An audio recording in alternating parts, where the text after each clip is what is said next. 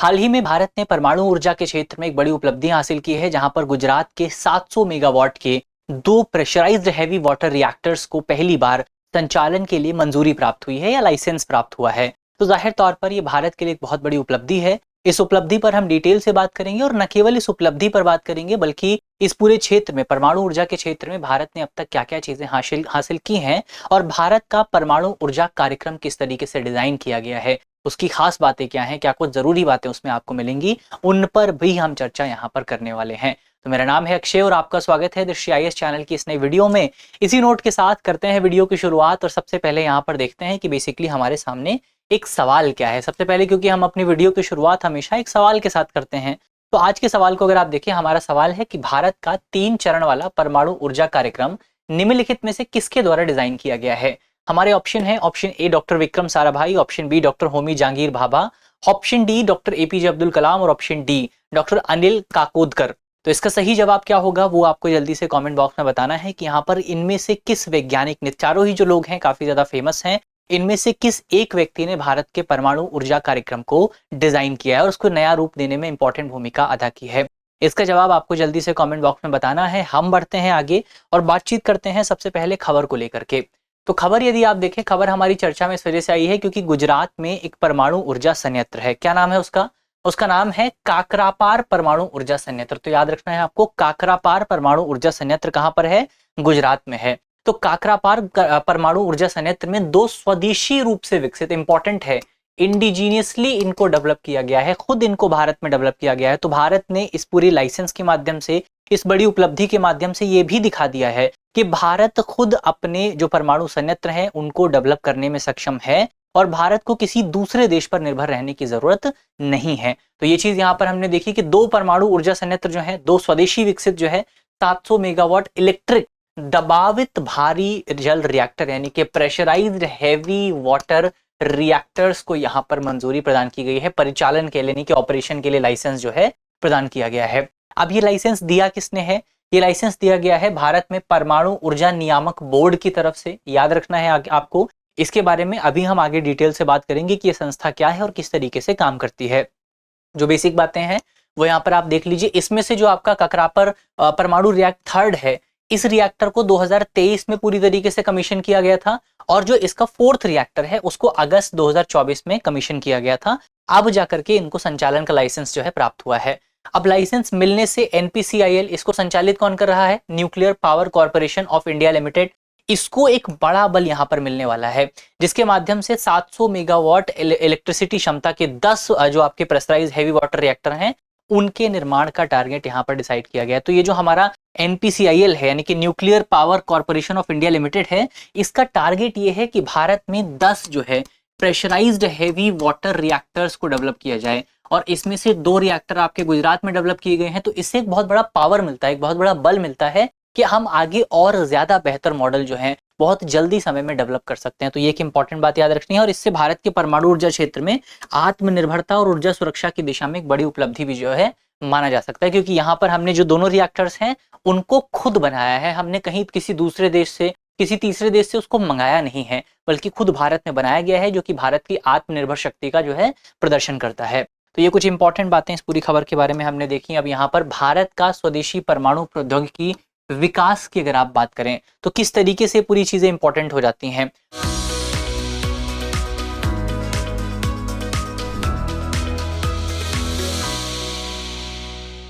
तो भारत में पहले से ही अगर आप देखें तो 15 प्रेशराइज्ड हैवी वाटर रिएक्टर्स आपको देखने को मिलेंगे जो कि 220 मेगावाट इलेक्ट्रिसिटी क्षमता वाले हैं।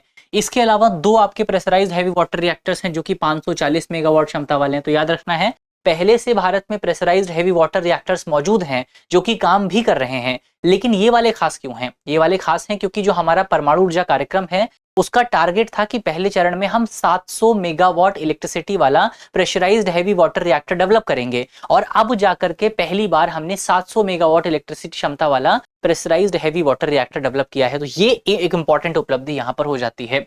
540 मेगावाट जो आपका प्रेशराइज्ड हैवी वाटर रिएक्टर है, इसके डिजाइन को अपग्रेड करके 700 मेगावाट इलेक्ट्रिसिटी वाला की क्षमता वाला बनाया गया है।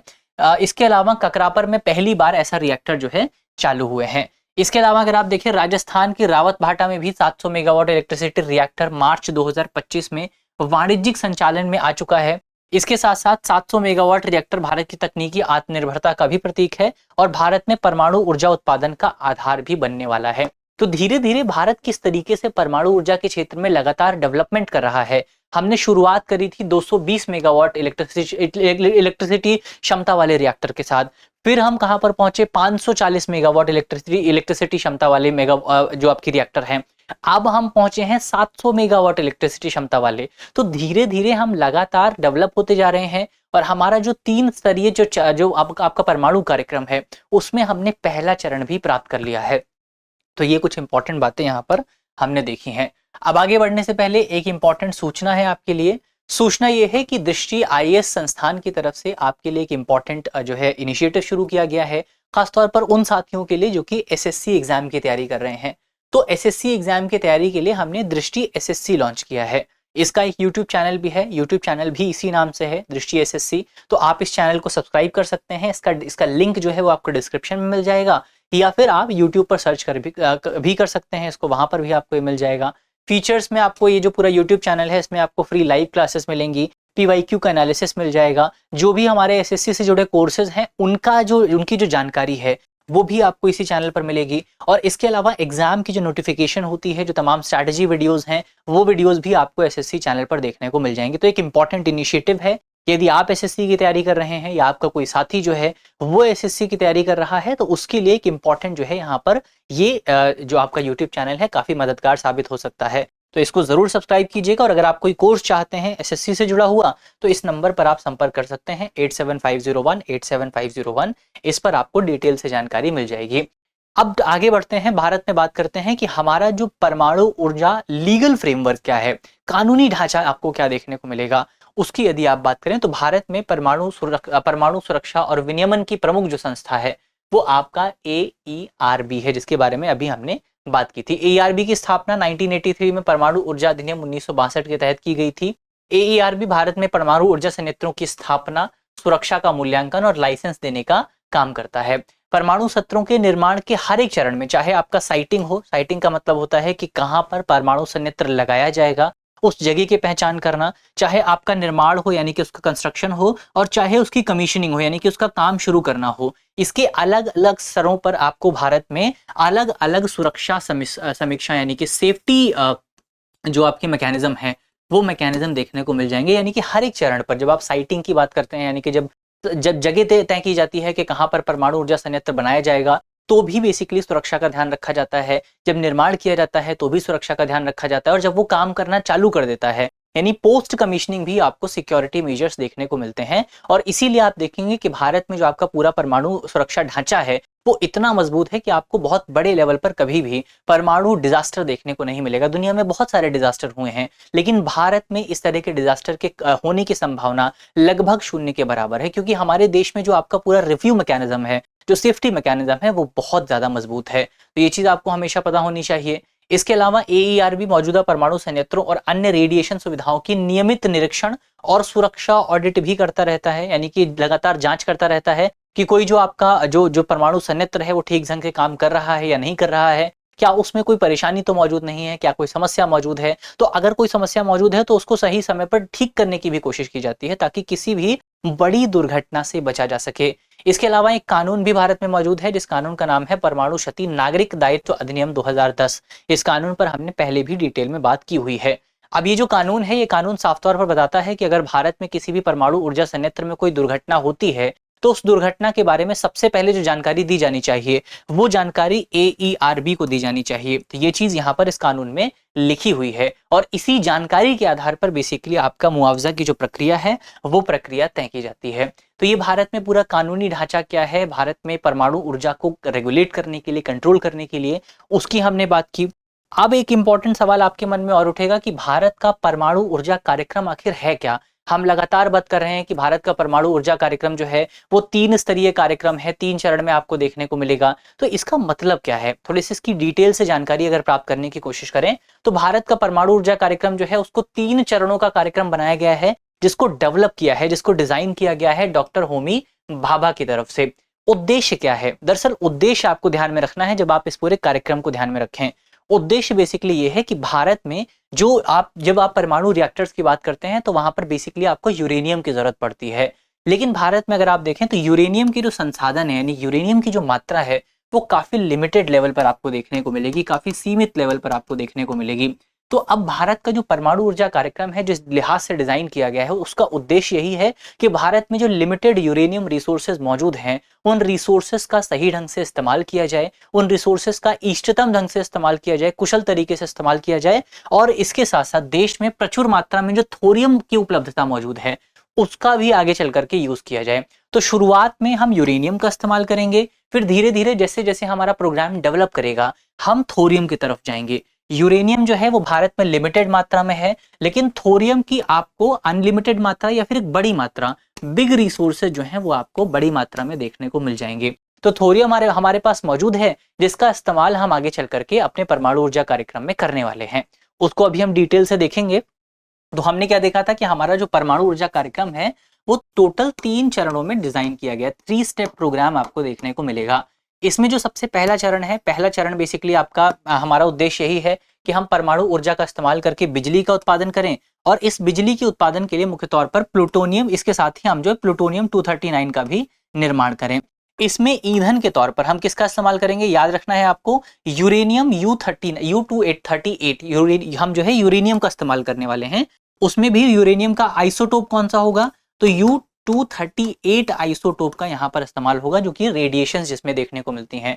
तो याद रखना है आपको, भारत में परमाणु ऊर्जा कार्यक्रम का जो पहला चरण है उसमें हम किसका इस्तेमाल करेंगे, उसमें हम यूरेनियम का इस्तेमाल करेंगे, और उसका कौन सा आइसोटोप इस्तेमाल होगा, यूरेनियम 238 इस्तेमाल किया जाएगा। और उद्देश्य क्या है, टारगेट हमारा ये है कि बिजली का उत्पादन कर सके हम, और इसके साथ साथ आपका जो प्लूटोनियम 239 है, इसका निर्माण भी इसी प्रोसेस में किया जा सके। इसमें हम किस तरीके का रिएक्टर यूज करेंगे वो भी आपको याद रखना है। तो पहले चरण में प्रेशराइज्ड हैवी वाटर रिएक्टर्स का इस्तेमाल किया जाएगा।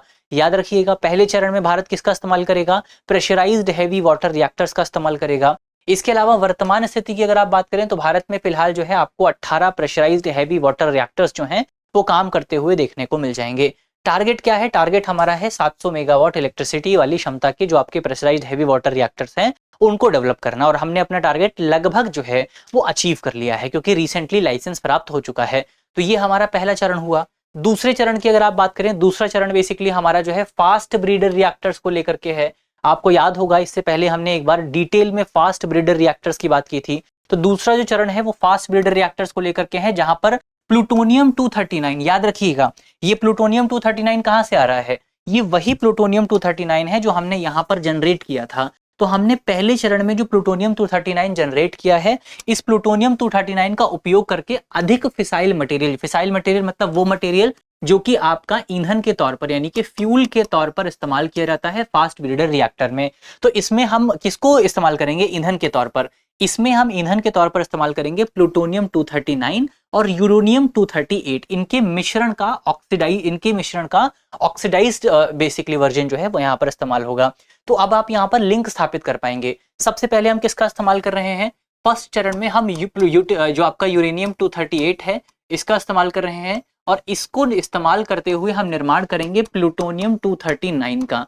फिर आगे चल करके जो सेकंड चरण है उसमें प्लूटोनियम 239 जो हमने डेवलप किया है इसको हम मिलाएंगे यूरेनियम 238 से, और इन दोनों का इस्तेमाल करके हम यहाँ पर परमाणु ऊर्जा जो आपका ईंधन है उसके तौर पर इसको इस्तेमाल करेंगे। रिएक्टर कौन सा होगा, वही बात है, फास्ट ब्रीडर रिएक्टर का इस्तेमाल किया जाएगा। वर्तमान स्थिति अगर आप देखें तो भारत में तमिलनाडु में एक आपका एक परमाणु रिएक्टर मौजूद है कलप्पम नाम से। तो कलप्पम जो है यहाँ पर बेसिकली आपका एक फास्ट ब्रीडर रिएक्टर का प्रोटोटाइप जो है वो आपको देखने को मिलेगा। तो भारत में अभी तक कोई भी फास्ट जो ब्रीडर रिएक्टर है वो बड़े लेवल पर डेवलप नहीं किया गया है, केवल उसका प्रोटोटाइप आपको यहाँ पर देखने को मिल जाएगा। अब आते हैं तीसरे चरण पर।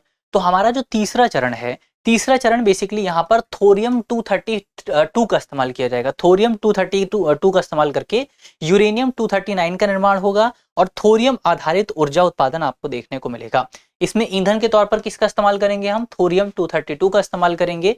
और रिएक्टर कौन सा होगा, तो इसमें आपका थोरियम आधारित रिएक्टर होगा, जिसको आप कह सकते हैं advance heavy water reactor AHWR। तो AHWR का निर्माण यहाँ पर किया जाएगा। वर्तमान स्थिति अगर आप देखें तो ये केवल रिसर्च के आपका चरण में है, इसका कोई भी प्रोटोटाइप या कोई भी संयंत्र आपको देखने को नहीं मिलेगा भारत में, कम से कम। तो ये 3 चरण आपको यहाँ पर देखने को मिल जाएंगे, जिन 3 चरणों का निर्माण किया गया था। पूरा जो प्रोग्राम हमारा जो डिजाइन है वो डिजाइन किया था डॉक्टर होमी भाभा की तरफ से। तो डिटेल में हमने तीनों चरणों को देख लिया है, क्या कुछ खास बातें हैं उनको देख लिया है। अब अंत में AERB के बारे में बात कर लेते हैं। तो AERB का गठन जो है वो 15 नवंबर 1983 को बेसिकली राष्ट्रपति द्वारा परमाणु ऊर्जा अधिनियम यानी कि जो आपका एटॉमिक एनर्जी एक्ट है इसके माध्यम से किया गया था। एटॉमिक एनर्जी एक्ट 1962 के माध्यम से किया गया था। ये परमाणु ऊर्जा अधिनियम और पर्यावरण सुरक्षा अधिनियम, कौन सा अधिनियम? 1986, एनवायरमेंट प्रोटेक्शन एक्ट 1986, इसके आधार पर बेसिकली इसके नियमों को तय किया गया है। मिशन क्या है इसका? इसका मिशन है ये सुनिश्चित करना कि भारत में परमाणु ऊर्जा का उपयोग लोगों और पर्यावरण की सुरक्षा को खतरे में ना डाले। इसके कंपोजिशन की अगर आप बात करें तो इसमें एक आपको चेयरमैन देखने को मिलते हैं और 5 मेंबर सेक्रेटरी आपको देखने को मिलते हैं। एक चेयरमैन देखने को मिलते हैं और 4 मेंबर सेक्रेटरी रहते हैं। टोटल आपको 5 मेंबर इसमें देखने को मिलते हैं। इसके अलावा इसमें जो मेंबर जो चेयरमैन होते हैं पूर्णकालिक चेयरमैन होते हैं और कुछ पूर्णकालिक मेंबर सेक्रेटरी भी होते हैं। AERB जो है इसके कार्यकारी अधिकार जो है चेयरमैन के पास मौजूद होते हैं। इसके अलावा जो आपका डिपार्टमेंट ऑफ एटॉमिक एनर्जी है वो इसकी कंट्रोलिंग अथॉरिटी के तौर पर काम करता है और इसको जो भी बजट मिलता है, जो भी सहायता मिलती है, जो भी इसका संसदीय कार्य होता है वो किया जाता है डिपार्टमेंट ऑफ एटॉमिक एनर्जी। अब आपको जल्दी से कमेंट बॉक्स में बताना है कि जो डिपार्टमेंट ऑफ एटॉमिक एनर्जी है ये भारत में किस मंत्रालय के तहत काम करता है। जल्दी से इसका जवाब कमेंट बॉक्स में आप बताइएगा। नहीं पता है आपको तो इंटरनेट पे आप सर्च कर सकते हैं कि भारत में डिपार्टमेंट ऑफ एटॉमिक एनर्जी कौन से मंत्रालय के तहत काम करता है। जल्दी से इसका जवाब आपको कमेंट बॉक्स में बताना है। यहाँ पर हमारा जो टॉपिक है वो होता है समाप्त। वापस आते हैं हम अपने सवाल पर। तो सवाल में आपसे पूछा गया था कि भारत में जो 3 स्तरीय परमाणु ऊर्जा कार्यक्रम है उसको किसने डिजाइन किया है, तो उसको डिजाइन किसने किया है इसका जवाब आपको जल्दी से कमेंट बॉक्स में बताना है। तो यहाँ पर इसी नोट के साथ हमारी वीडियो जो है वो होती है समाप्त। और मुझे उम्मीद है कि इस वीडियो में हमने जितने भी इंपॉर्टेंट पॉइंट डिस्कस किए हैं वो पॉइंट आपको समझ में आए होंगे। यदि आपको वीडियो अच्छी लगी है तो वीडियो को लाइक कीजिएगा, वीडियो को शेयर कीजिएगा अपने दोस्तों के साथ, अपने साथियों के साथ। मिलते हैं आपसे अगले वीडियो में, तब तक के लिए अपना ख्याल रखिए, ध्यान रखिए, पढ़ते रहिए। धन्यवाद। डियर व्यूअर्स, अपने एग्जाम की तैयारी को और बेहतर करने के लिए हमारे चैनल को लाइक, शेयर और सब्सक्राइब करना न भूलें।